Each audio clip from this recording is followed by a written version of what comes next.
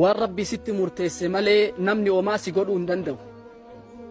Mootii tokkotu ture warra nu dura darbe kana keessa gabroota hedduuf jalaa qaba. Keessummoota hedduutu biyya garaagararraa itti dhufe. Osoo keessummaa wajji taa'uu yeroo laaqanaa geette.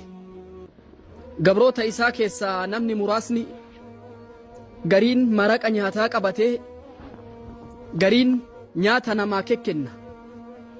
Tokko osoo maraqa harkatti qabatee jala deemu xiqqoo gufatee mootitti maraqa cobse. Mootichi aaree gubatee namni marti gara mootii ilaalaa jira. Murtii tokko dabarse. Uqtuluu nama kana ajjeesaa jedhe. Gabrichi kun akka malee rifatee yoo waan aganaatiif ajjeesaa jedhan ka beekaa ittiin naqin mee beekumaan itti naqee haa du'u jedhee waan harkaa qabu hunda itti naqe. Dubbiin ta duriin darana dhufte. Mootichi aga dura aaruu miti san darana aaree dubbatuu dadhabe.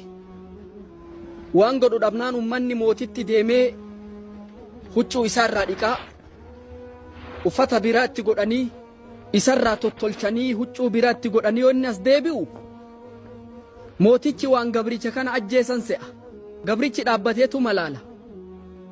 Gabrichi asuma dhaabbata. Edaan duune maa akkana na goota jedhee amma gaafate aariin irraa galte.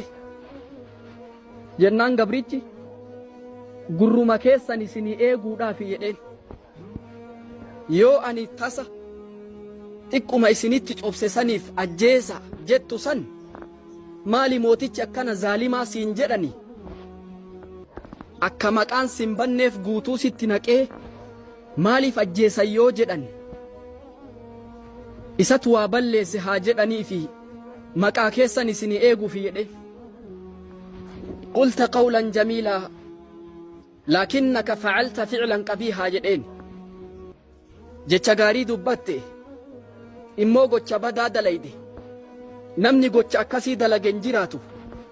Namni jecha akkasii dubbateen ajjeefamu.